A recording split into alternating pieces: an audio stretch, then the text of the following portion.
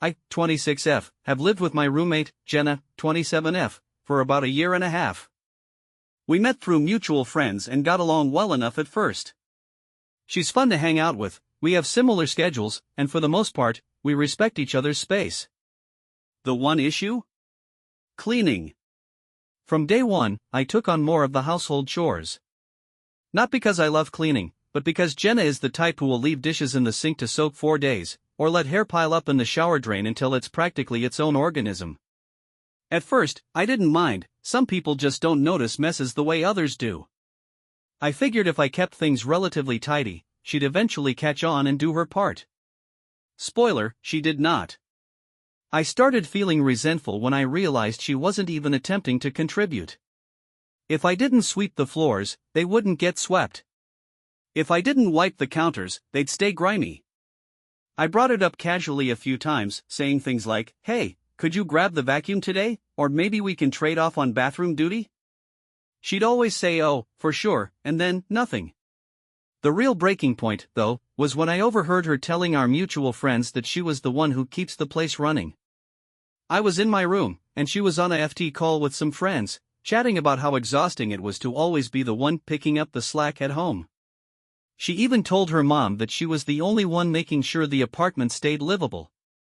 That night, I asked her kind of jokingly if she really thought she did all the cleaning. She laughed and said, "Well, I mean, I do my part." I just nodded, deciding then and there that I was done. If she really believed she was the one keeping the place together, she could prove it. So, I stopped cleaning. Completely. Dishes piled up. The bathroom sink became a toothpaste crime scene. Dust bunnies turned into dust wolves. I waited. At first, Jenna didn't seem to notice. But after about a week, she finally commented, "Wow, the place is kind of a mess." I just said, "Yeah, weird, right?" She muttered something about being busy and wiped down one single counter, before sighing dramatically and going back to scrolling her phone. Another week passed, and I could tell she was starting to get annoyed. One night, she came into my room and asked, "So, are you planning on doing the dishes?" I said, "Oh, I thought you were the one keeping things clean?" She got super defensive, saying she does clean, just in a less obvious way, and that I was being petty. I said I just assumed she'd keep doing what she said she'd been doing this whole time. She rolled her eyes and said I was making things uncomfortable for no reason. I don't love living in a dirty apartment, but I refuse to clean up just so she can keep pretending she's the responsible one. But now I'm wondering if I took it too far. AITA for letting the apartment turn into a disaster just to prove a point? For another week, I held my ground. The apartment became an actual war zone, dishes stacked like unstable Jenga towers, dust swirling in the air like tumbleweeds, and the bathroom? A crime scene with no forensic team in sight. Jenna had officially run out of clean plates, and instead of washing them, I caught her eating cereal out of a coffee mug. Progress? Maybe. But the real turning point came when we had friends over. Or rather, her friends. Jenna had planned a small get-together and didn't bother to clean beforehand because, as usual, she assumed I'd cave. When her friends arrived, the disaster zone spoke for itself. One of them, wrinkling her nose, asked, "Whoa, what happened in here?" Jenna, without missing a beat, said, "Oh, yeah, we've been so busy lately, neither of us has had time to clean." I raised an eyebrow but said nothing. It wasn't worth arguing in front of guests, but internally? That was the last straw. After they left, I decided it was time for a real talk. No passive-aggressive experiments, no letting filth fester. Just honesty. I knocked on Jenna's door. She answered with an exhausted, "What?" "We need to talk." She sighed dramatically but followed me to the couch. I didn't sugarcoat it. "Look, I don't enjoy living in a mess. But I also don't enjoy doing all the cleaning. I stopped because I needed you to see what happens when I don't pick up after both of us. And guess what? The apartment turned into a disaster." She rolled her eyes. "I do clean, just not in the same way you do." I nodded. "Okay. So let's make a list of everything that needs to be done weekly, and we can both pick tasks." That way, we both know exactly what doing our part looks like. Jenna hesitated. I could see the wheels turning in her head, maybe realizing she couldn't keep pretending she was the one keeping the place running. Finally, she exhaled and shrugged. Fine. But I'm not doing, like, a schedule or anything. That's fine. As long as the work is split evenly, I don't care how we track it. We hashed it out that night, splitting the chores in a way that felt fair. She took dishes and vacuuming, I took the bathroom and general tidying, and we agreed to rotate deep cleaning tasks every other week. It wasn't perfect, and I knew I'd probably have to remind her sometimes, but at least now there was no room for excuses. The next few weeks were a test. She slacked a little, but when I pointed it out, she actually followed through instead of brushing it off.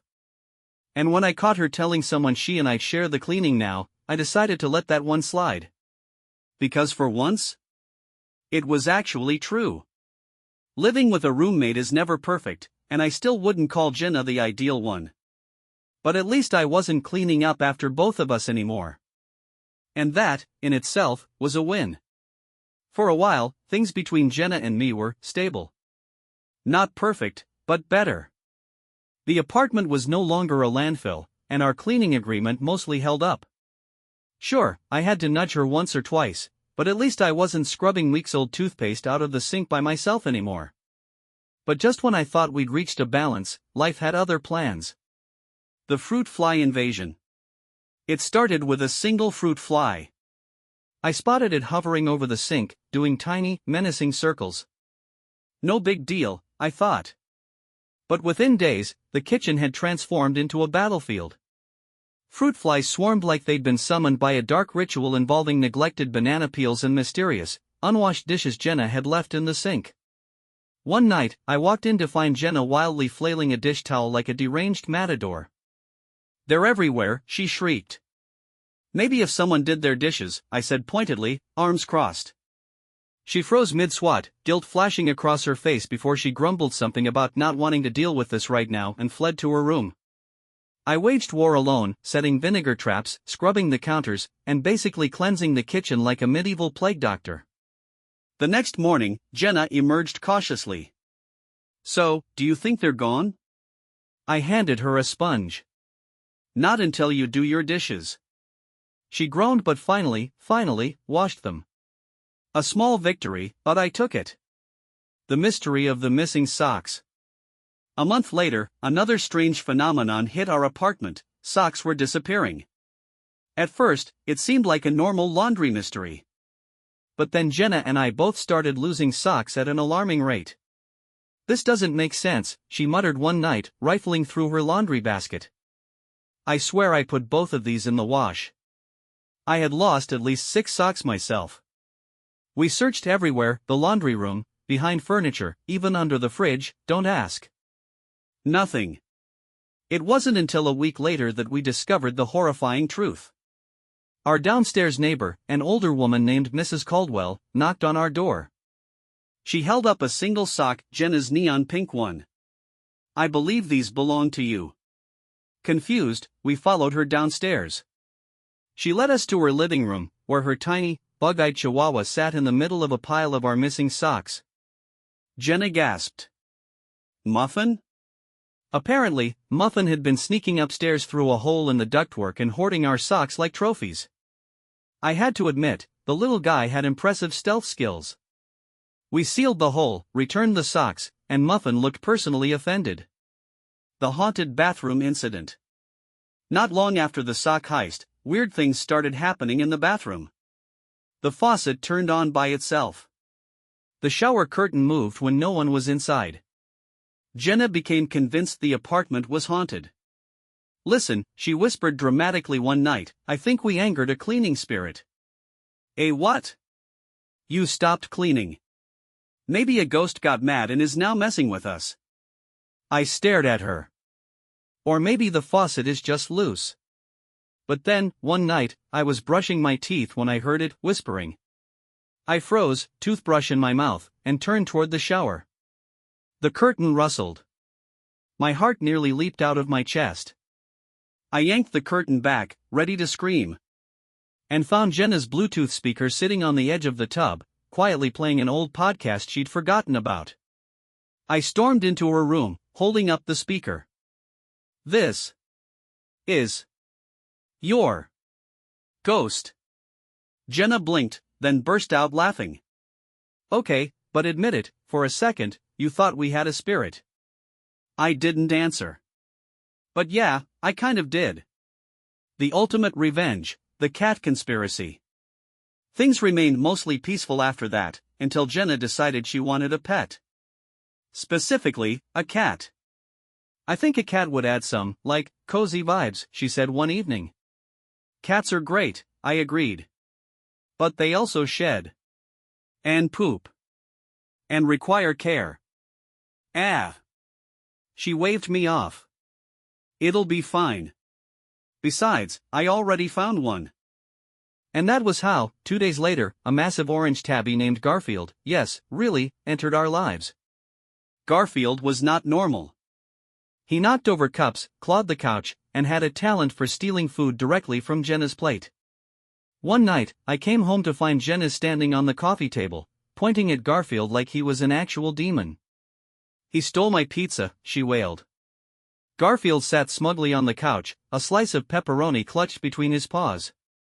"I told you cats require care," I said, trying not to laugh. "I hate that you're enjoying this," she muttered. The final straw, the party disaster. The last major showdown happened at another one of Jenna's infamous get-togethers. She had invited a bunch of people over for a small party and, as usual, had done absolutely no prep. "Don't worry, the place is fine," she assured me. It was not fine. The kitchen was a mess, there were still muddy footprints from the last time it rained, and Garfield had knocked over a plant, scattering soil everywhere. Her guests arrived and immediately noticed. One guy actually leaned against the counter and recoiled when his sleeve picked up something sticky. Jenna, bless her, tried to save face. "Oh yeah, we've just been so busy." I loudly cleared my throat. Jenna shot me a death glare before sighing dramatically. Okay. I should have cleaned." A few people chuckled, and I smirked in victory. That night, Jenna actually scrubbed the counters and vacuumed without me having to say a word. Miracles do happen. The future of our roommate truce. So where are we now? Well, Jenna still occasionally forgets to do her chores, but at least she acknowledges it. We have a mostly functional system. Garfield has become an agent of chaos we both tolerate, and Muffin the sock thief is still plotting his next heist downstairs. I've learned that living with a roommate is never going to be perfect, but sometimes, the disasters make for the best stories. And at least now, I don't have to clean up after both of us, most of the time.